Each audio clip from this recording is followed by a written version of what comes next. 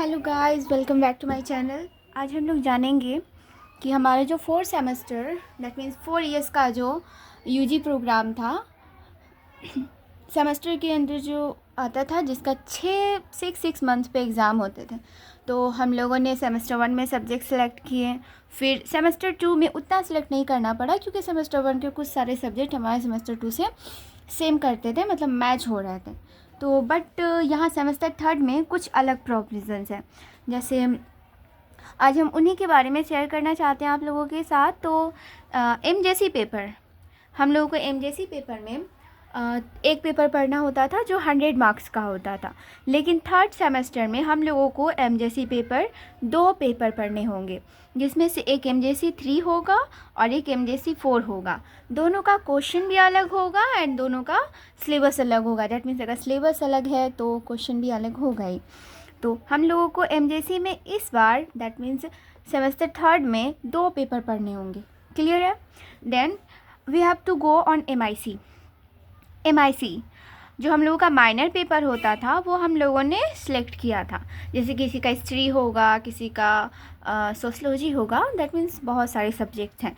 तो एमआईसी 3 हमारा एक ही पेपर रहने वाला है। एमआईसी 3 जो आपका सेमेस्टर 1 में था एंड सेमेस्टर 1 में और सेमेस्टर 2 में जो था वो सेम ही रहेगा सेमेस्टर 3 में भी। सेमेस्टर 3 में एमआईसी 3 चेंज नहीं होगा। ठीक है, अब हम लोग एमडीसी 3 की ओर बढ़ते हैं। MDC 3 that means multi disciplinary course. Multi disciplinary course में भी हम लोगों ने सेमेस्टर 1 में जो सिलेक्ट किया था वही हमारा सेमेस्टर 2 में भी था, ये चेंज नहीं हुआ था। तो उसी तरीके से सेमेस्टर 3 में भी ये चेंज नहीं होगा। अब बढ़ते हैं हम लोग एसी 3 की ओर। उसके आगे उससे पहले मैं आप लोगों को ये बताना चाहूँगी कि हम लोगों का एमजेसी, एमआईसी और एमडीसी चेंज नहीं होगा। भले इसमें पेपर का थोड़ा आगे पीछे हो सकता है। जैसे अभी एमजेसी में हम लोगों को 2 पेपर पढ़ना पड़ रहा है, तो हो सकता है कि सेमेस्टर 4 में आई थिंक 4 पेपर पढ़ना पड़ जाए या फिर 3 पेपर पढ़ना पड़ जाए। लेकिन ये दोनों और एमजेसी ये तीनों हम लोगों का चेंज नहीं हुआ है अभी तक में। जो अगर सेमेस्टर 1 में हम लोगों का इसमें पॉलिटिकल था तो पॉलिटिकल ही होगा। एमआईसी में अगर सेमेस्टर 1 में हम लोगों ने हिस्ट्री रखा था तो हिस्ट्री ही रहेगा।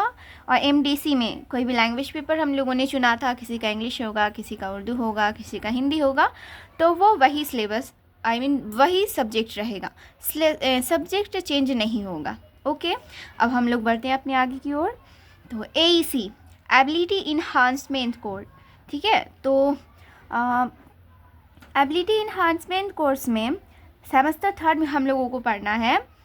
आई थिंक सबके लिए है ये, चाहे वो आर्ट्स हो, साइंस वाले बच्चे हो और कॉमर्स वाले बच्चे हो, तो उन सब के लिए हम लोगों को बस यही पढ़ना है, course on disaster risk management. Course on disaster risk management. ठीक है, अब बढ़ते हैं हम लोग एसीसी 3 की तरफ।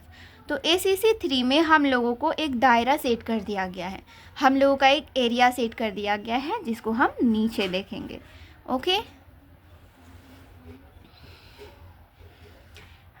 एसीसी 3 में आर्ट्स वालों के लिए आपको इनमें से कोई एक सिलेक्ट करना है। इसमें से आपको 6 ऑप्शंस है। जैसे फर्स्ट ऑप्शन है communication in professional life. Okay, अगर आपका एसीसी 2 में सेमेस्टर 2 में अगर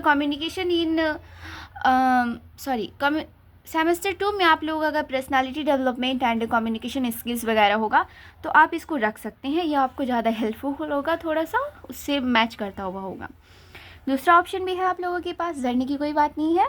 दूसरा ऑप्शन है visual communication and photography.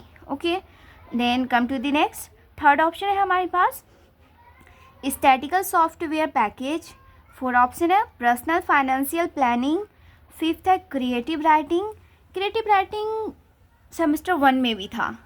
Then sixth option है रंगमंच। अब हम लोग साइंस की ओर बढ़ते हैं। साइंस में हमारा है communication in professional life, same है। विजुअल कम्युनिकेशन एंड फोटोग्राफी, ये भी सेम है। स्टैटिकल सॉफ्टवेयर पैकेज, ये भी सेम है। And graphic design and animation, ये आर्ट्स वालों के लिए नहीं है, ये सिर्फ साइंस वालों के लिए है। Graphic designs and animations, and ये है prospecting e waste for sustainability. अब हम लोग इसी तरीके से कॉमर्स का भी जान लेंगे कि कॉमर्स में SEC में हमें क्या क्या ऑप्शंस हैं। ओके, तो communication in professional life, communication in professional life ये तीनों के लिए है, and visual communication in and photography ये भी तीनों के लिए है, स्टैटिकल सॉफ्टवेयर एंड पैकेज ये भी तीनों के लिए, एंड इसमें से एक चेंज हो जाता है जिसमें है sustainable eco tourism and entrepreneurship, and next है एंड लास्ट है prospecting e waste for sustainability. That's it, ये रहा हम लोगों के सेमेस्टर 3 का सिलेबस।